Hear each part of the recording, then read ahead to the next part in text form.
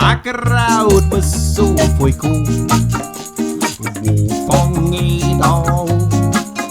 Bei Rheuma oder Gicht. Nimm das Kraut, was sticht, und nachher haust auf die Glieder auf. Morgen hören die Schmerzen auf und nachher tust dahinter ich kann doch nicht. Weil das wird besser sein als eine Pseudomedizin von einem Pharmadoc verschrieben. Nimm lieber Urtica, Urtica.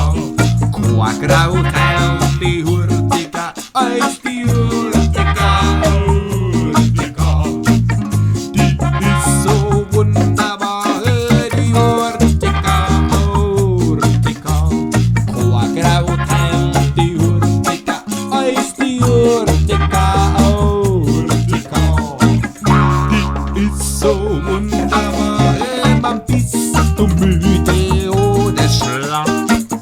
Alles hängt von dir herab, oder bist du blass und fühlst dich leer.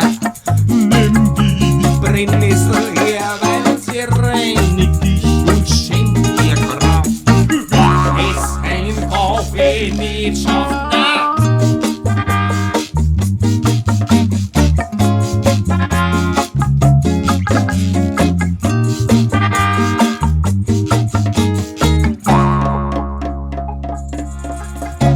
und bist du ein Gartlermo,